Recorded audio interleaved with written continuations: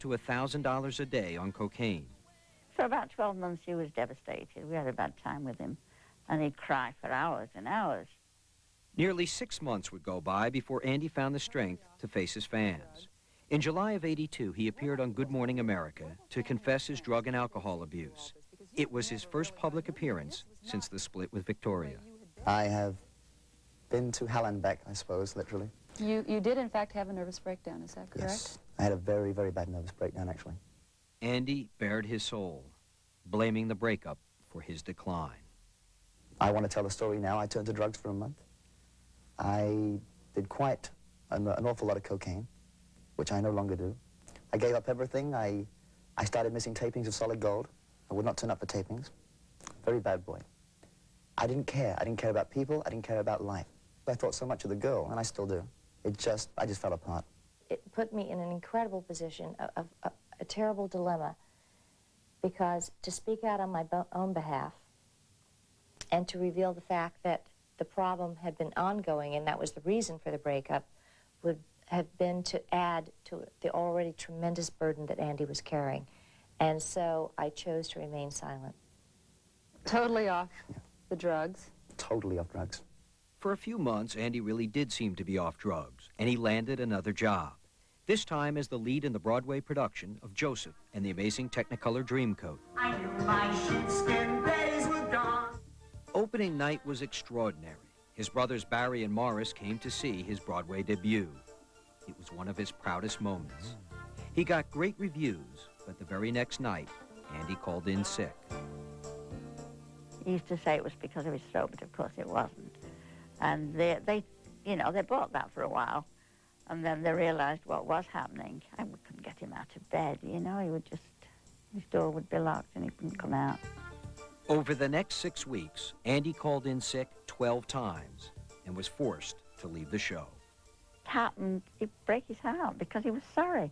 But then it had happened again, you see, so many times. Once again, Andy was out of a job and facing an uncertain future. Next, the deadly damage caused by Andy's addiction. We would play tennis and we'd play 5 or 6 sets and he'd get very sort of flushed and red and I didn't know why. You know, and what he wasn't telling me was that he really shouldn't be doing this. Then Barry Gibb recalls the last time he spoke to his baby brother. But the last thing that happened between me and Andy was an argument, which is devastating for me because I had to live with that all my life. When Behind the Music continues.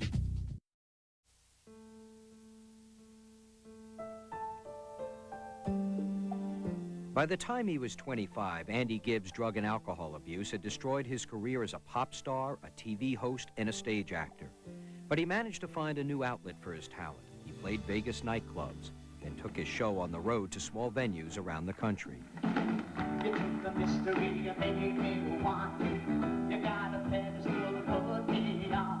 A devoted fan shot this home video at a resort in New York's Catskill Mountains. It was a big come down from his glory days, but Andy gave the audience his all. He did love to perform to live audiences. He liked the response, especially in Vegas where he used to get standing ovations after every show, you know. He loved that. Everyone, come on. This is a new audience for you, a much older audience. Totally new. Now, how does that affect what you do out there on stage? Well, unlike concerts, you have to be a little bit more intimate. He promoted the new act on Good Morning America. And once again, Andy told Joan London and the world he was drug-free and ready for a fresh start.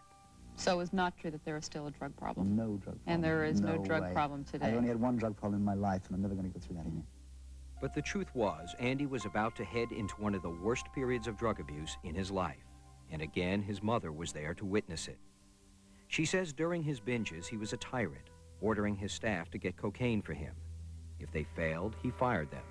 If they refused, he threatened not to perform. That's what he would threaten them. He wasn't going to go on stage if they didn't get him some. And of course, everybody running around flustered trying to find some. I don't know where they got it from, but somebody always managed to get it for him. Sometimes, his mother says, he would demand to be taken to the hospital, but she never knew if he was really sick or just hoping to get his hands on more drugs.